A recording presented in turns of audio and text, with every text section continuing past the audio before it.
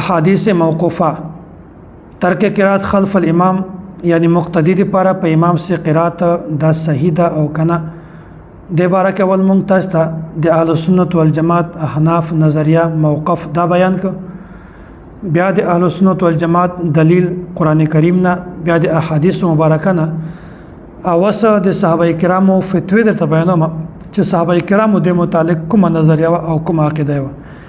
او رست بیا په انبه تابعین او تبع تابعین فقها ائمه کرام د یو نظریه هم ان شاء الله تاسو بیانوم چې د ترک قرات خلف الامام نظریه څه و اهل حدیث دا دعوه کوي چې امام دی لپاره قرات شته او داسې مقتدی لپاره هم په امام سے قرات صحیح ده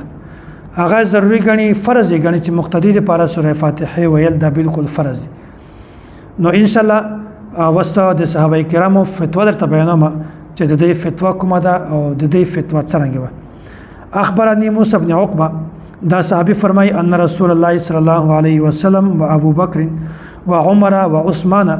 كانوا ينهون عن القراءه خلف الامام دا صحابي روایت نقل شوی ده مصنف عبدالرزاق کی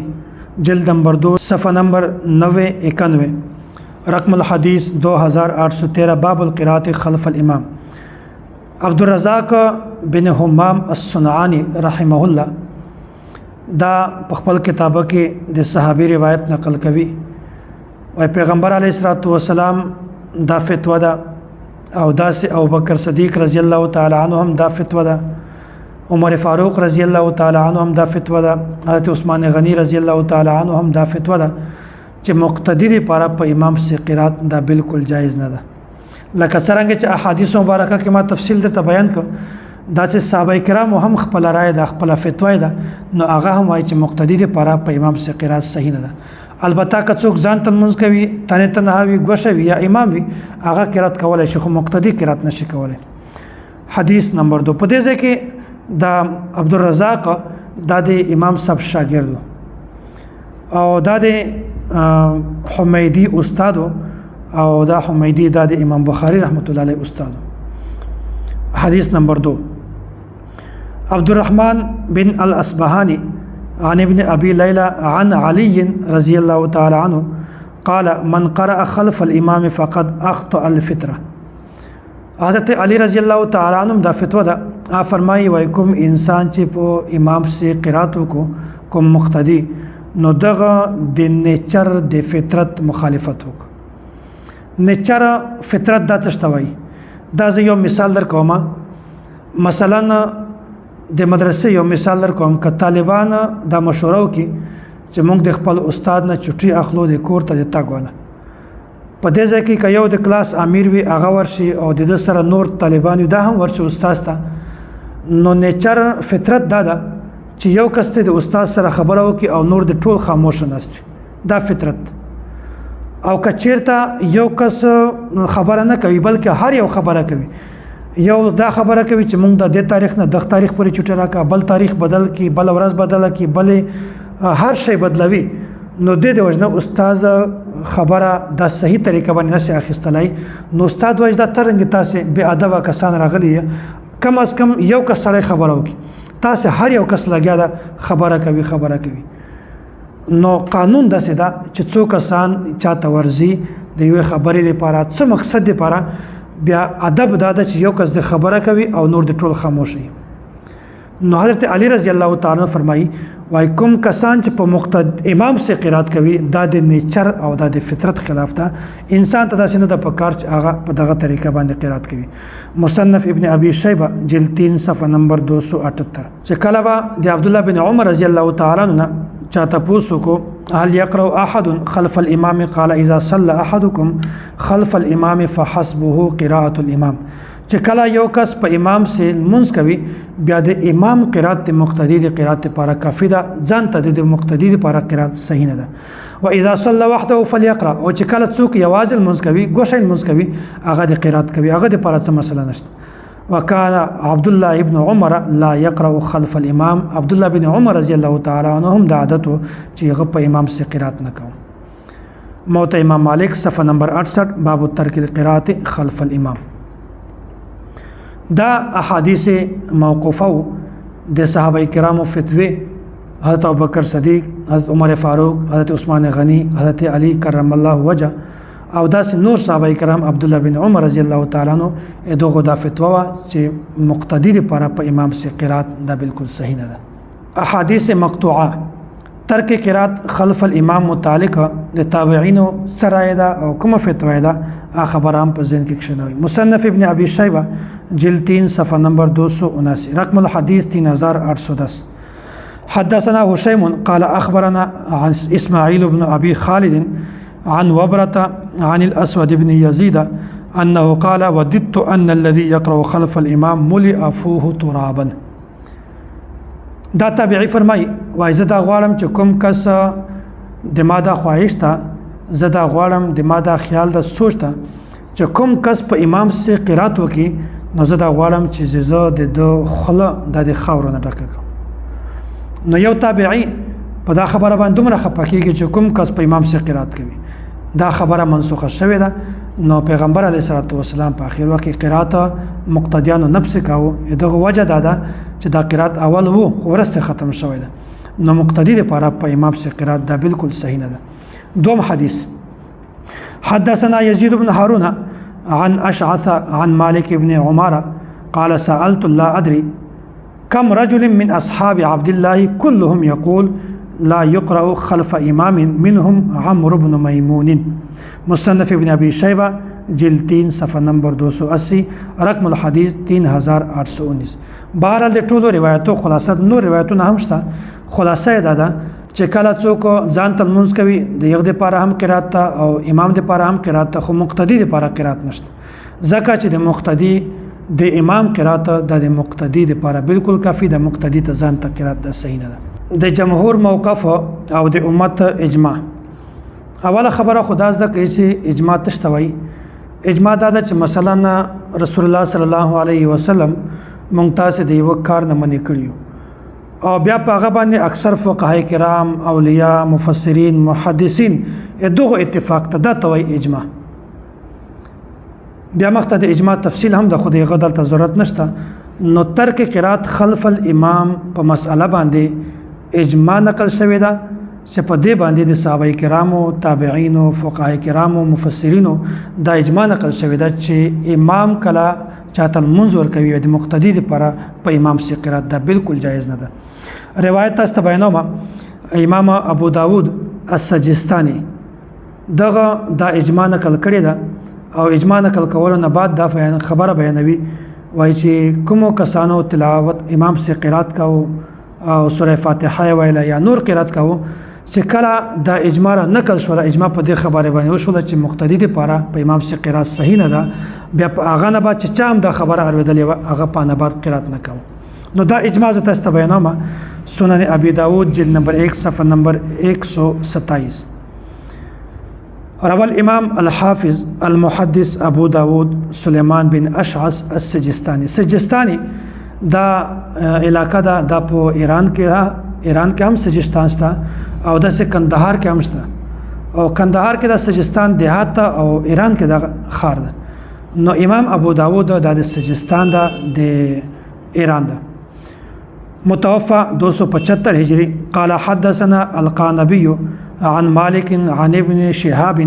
عن ابن أكيمة الليثي عن أبي هريرة أن رسول الله صلى الله عليه وسلم انصرف من صلاة جهر فيها بالقراءة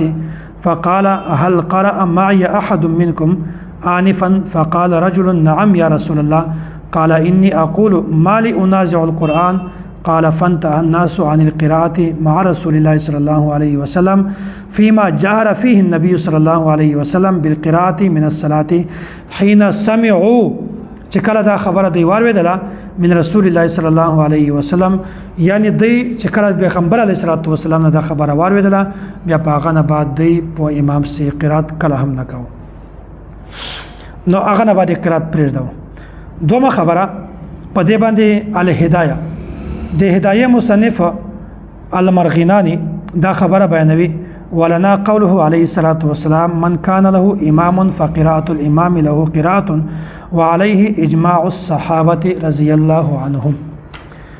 وای چې کله یو کس په امام سره قرات کوي بیا د امام قرات د مقتدی لپاره کافی ده. په دا باندې د صحابه کرامو اجماع ده. الهدایه شرح البدایه جلد نمبر 1 صفحه نمبر 121 122. نو دغه یو اجماع نقل شوی ده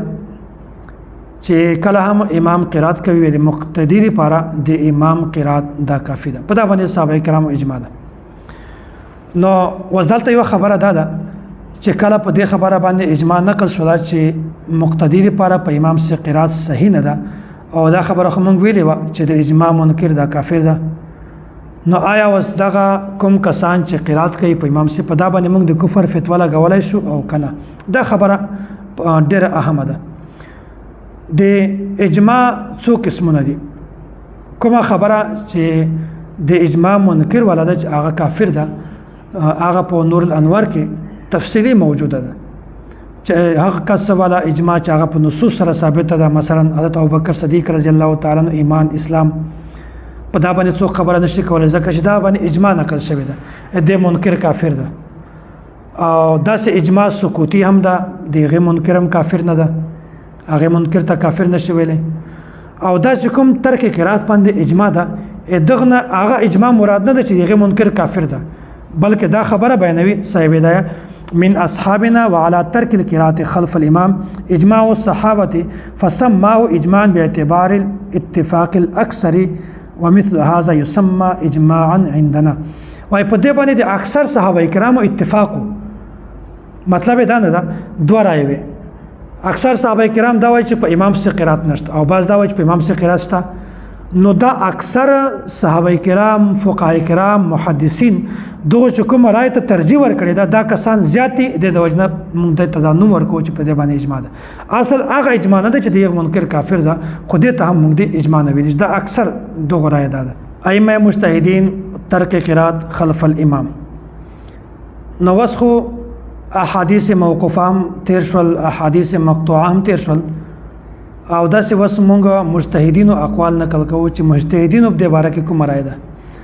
او امامانو په دې باره کې کومه رایه ده. نعمان بن ثابت امام ابو حنیفه متوفا 150 هجری دا هم دا خبره بیانوي چې لا قراءة خلف الامام فيما جهر فيه ولا فيما لم يجهر. کومه مونږ چې داسې د شپاغه کې قرات په جهر باندې کېږي او په کومو کې په جهر باندې نه کېږي، سوکه یې کوي په زوټه نه کوي.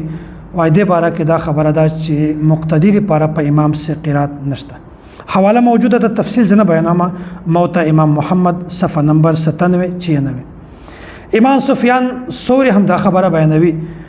لا يقرأ المأموم خلف الامام شيئا للفاتحه ولا السوره. وای مقتدی لپاره په امام سره سوره فاتحه ویل جایز دي او نه د سورت ویل دا جایز دي. نو دا هم د ترک قرات خلف الامام د جواز قیلو. فقه سفیان الثوری صفحه نمبر 562. امام مالک بن انس المدنی متوفا 179 ہجری دا وائی جہری نمازوں میں قرات خلف الامام کے قائل نہیں تھے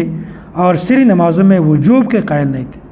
چې کون منځونه بدا سي او چې پاغه کې به امام په زوټه تلاوت کاوه وای مقتدی لپاره د تلاوت قائل نه ده.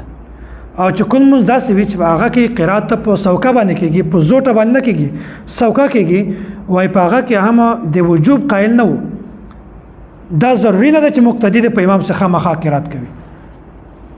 نو امام مالک رحمت الله علیه هم دا غرای ده د ترک قرات خلف الامام ول. او داسې امام ابو یوسف یعقوب القاضی متوفا 182 هجری نو دا هم فرمایي ترک قرات خلف الامام وهو قول ابي حنيفه وابي يوسف ومحمد رحمه الله سنن تحوی جلد نمبر 1 صفحه نمبر 159 باب القراءة خلف الامام. په دا کې لیکلي چې دا قول د امام صاحب هم د امام ابو یوسف هم د امام محمد رحمه الله دا ټول دا قول ده. امام محمد بن حسن الشیبانی متوفا 189 هجری دا فرمای لا يقرأ خلف الامام فيما جهر فيه ولا فيما لم يجهر بذلك جاءت عامة الاثار. وای چې کله منځ په جهر باندې وي او کله منځ سوکه باندې وي، جهري المنځ وي سري المنځ وي، په هر مازه کې مقتدی لپاره په امام سره قرات دا بالکل جایز نه ده. دا سے امام ابو عبداللہ احمد بن محمد بن حنبل البغدادی متوفہ 241 ہجری دا فرمائے جہری نمازوں میں قرات خلف الامام کے قائل نہیں تھے اور سری نمازوں میں وجوب کے قائل نہ تھے اختیار ورکاو پر سری المنزو کے البتہ جہری المنز کے دے قرات خلف الامام دے جواز قائل نو نو دا امامان موقف تا امامان څلور وړه دا خبره ثابتوي چې یو امام منځ په زوټه باندې کوي بیا د مقتدی لپاره په امام سے قرات بالکل جایز نه ده البته امام مالک میں انس رحمه الله او دا سے امام احمد بن حنبل رحمت الله علیه دوغه هم په دې خبره باندې اتفاق ته چې کله امام په زوټه باندې قرات کوي د مقتدی لپاره په امام سے قرات بالکل جایز نه ده البته چې کله امام په سریل موضوع مثلا مازدیګر یا ماسپخین بیا په هغه کې د مقتدی ته اختیار ورکړي چې هغه کوي او کني وي نو خلاصه د خبره ده چې مقتدی لپاره په امام سے قرات دا بالکل جایز نه ده بعض خلک دا خبره کوي چې امام بخاری رحمت الله علیه دا خبره ذکر کړی دی امام بخاری دا قول نقل کړی دی امام بخاری دا موقف ده نو مونږ دا نه ګورو چې امام بخاری رحمت الله علیه نه مخکې د مونږ بزرګان څو کاله مخته تیر شوي امام بخاری خو ورسته راغلی ده امام بخاری خو د مونږ د امامانو د شاګردانو شاګردو دا خو ډیر ورسته راغلی ده نو مونږ صرف د امام بخاری ولا خبره راخلو او مونږ د خپل امامان طرف ته توجه هم نه نو خپل امامانو تاریخ پیدایش سن وفات او د دې حالات د معلومول ډیر ضروری دي نو په دې کې امام محمد بن حسن الشیبانی دغه سن وفات 189 هجری او امام بخاری رحمت الله علیه پیدایش تا 194 هجری 89 او 94 د په منځ کې 15 کاله فرق ده نو امام محمد رحمت الله علیه د امام بخاری رحمت الله علیه په پیدایش نه 15 کاله مخته دغه دنیا نه تللی ده دومره مخته امام ده بیا هم خلک د امام بخاری ولا خبره راخلی د امام ولا خبره نه راخلی دا سه قاضی ابو یوسف دغه سن وفات تا 182 هجری نو 182 او 194 هجری د منځ کې 12 کاله فرق ده نو امام ابو یوسف رحمه الله د امام بخاری په پیدایش نه 12 کاله مخته دغه دنیا ته تللی امام ابو حنیفه رحمۃ اللہ علیہ 150 هجری 150 هجری او 194 هجری د فمانس کې 150 194 د 44 کاله فرق راغلی ده نو امام ابو حنیفه رحمت الله علیه د امام بخاری رحمت الله علیه په پیدایش نه 44 کاله مخته د دنیا نه تللی دومره مخته امام ده بیا خلک د امام بخاری رحمت الله علیه خبره کوي نو اصل خبره ده چې ترک قرات خلف الامام مقتدی لپاره په امام سے قرات نه کول په دې باندې قران کریم آیات هم شته په دې باندې رسول الله صلی الله علیه وسلم فرامین هم شته په دې باندې د صحابه کرامو فتوی هم شته په دې باندې تابعینو فتوی هم شته جمهور موقف هم شته او داسې ائمه کرام چې کوم دي څلور امامان دغه موقف هم شته نو یو چې دا خبره نه مانی خلګه بیا د کوي چې هر څه کوي نو بهر په مونږ باندې دومره چې مونږ تاسو خپل موقف بیان کو او خپل دلایل درته بیان کړل دغه دلایل تفصیل او چې کوم عبارات او هغه عبارات مې درته بیان کړل حواله مې درته بیان کړې نو ان شاء الله د مسلې باندې به هر انسان پوه شوی چې مقتدی لپاره په امام سے قرات دانشتا ها کڅوک ځان تل منځ کوي یا څوک داسې وي چې هغه امام وي بیا د امام لپاره قرات صحیح ده او یوازې چې کوم منځ کوي هغه لپاره هم صحیح ده خو مقتدی لپاره په امام سے قرات دا بالکل جایز نه ده ابواب محدثین او ترک قرات خلف الامام د محدثینو مبارک عادت داو چې د اول هغه احادیث ذکر کول چې هغه منسوخ شوی دي ختم شوی دي او هغه نه بعد دوم نمبر باندې هغه روایت ذکر کوي چې هغه ناسخ دي د یو روایت په وجه باندې هغه زړه نور روایتونه منسوخ شوی دي نو داسې محدثینو عادت هم دادا چې هغه هم د ترک قرات خلف الامام قائل هم دا وایي چې مقتدی لپاره په امام سے قرات دا بالکل جایز نه ده دا تقریبا لسو حوالی دي دا زه په تفصیل درته بیانوم امام محمد بن حسن الشیبانی دا اوله د اثبات قرات احادیث ذکر کړی دي چې قرات په امام سشتا او هغه نه بعد ترک قرات احادیث بیان کړی دي موت امام محمد صفحه نمبر 94 او داس امام عبدالرزاق بن الحمام متوفى 211 هجری دغه هم اول د قرات خلف الامام روایت ذکر کړی دي هغه نه بعد ترک قرات خلف الامام روایت ذکر کړی دي مصنف عبدالرزاق جلد نمبر 2 صفحه نمبر 82 او داسې امام ابو بکر ابن ابي شیبه متوفا 235 هجری دا فرمایي من رخص فی القراءة خلف الامام دا باب ذکر کړی دا اغه نه بعد لیکلی من کوره القراءة خلف الامام دا ورسه باب ذکر کړی مصنف ابن ابي شیبه جلد نمبر 3 صفحه نمبر 267 273 پنځم امام دا امام محمد بن اسماعیل البخاری دا خپل جزء القراءة په دا کې اول قراءت خلف الامام احادیث ذکر کړی دا اغه نه بعد ترک قراءت خلف الامام احادیث ذکر کړی امام ابن ماجه القزوینی او قزوینه دا د ایران سره یو نږدې ډېره سړه علاقه ده دیغه ده دغه هم اوله قراءت خلف الامام دا باب ما جوړ کړی دا اغه نه بعد قراءت احادیث ذکر کړی دي او پانه بعد باب لیکل باب اذا قرأ الامام فانصتوا نو ترک قراءت روایت بیا ذکر کړی دي سنن ابن ماجه جلد نمبر 1 صفحه نمبر 60 61 او داس امام ابو داود سلیمان الاشعث دا متوفا 275 هجری دغه اول باب قائم کړی دا باب من را القراءه اذا لم يجهر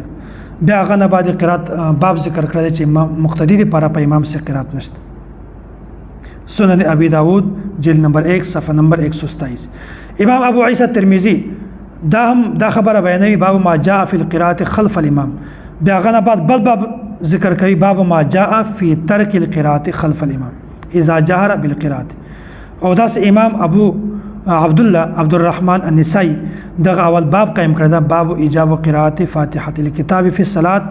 او اغه بعد بل باب ذکر کړی ترک القراءه خلف الامام فيما لم يجهر فيه او ترک القراءه خلف الامام فيما جهر به نو دا باب ذکر کړی دا اخر کې دا امام ابو جعفر الطحاوی دا متوفا 321 هجری دغه اول قرات احادیث ذکر کړی دي اغه نه بعد ترک قرات خلف الامام احادیث ذکر کړی دي سنن طحاوی جلد نمبر 1 صفحه نمبر 157 تا 160 باب القراءه خلف الامام ادغه دا معلومه شوله چې تقریبا لس امامانو دا اقوال ما درته بیان کړل چې د دې د موقف ته او د کوم کتابونه دي پاغه کې ابواب ذکر کړی دي ابواب اتوای چې دغه امام فقهي مذهب ده لکه څنګه چې امام بخاری رحمت الله علیه ابواب ذکر کړی دي ابواب د امام بخاری فقهي مذهب ده نو دا سه هر امام ابواب ذکر کړی دي نو اول باب د قرات خلف الامام ذکر کړی دا چې مقتدی سے قرات شته اغه لاندې کا حدیث وو اغه حدیث راوړي بیا غنه بعد ترک قرات خلف الامام ابواب ذکر کړی چې دغه قرات منسوخ شوی دا قرات وس ختم دا او په دینه بعد په مقتدی امام سے قرات نشي کوله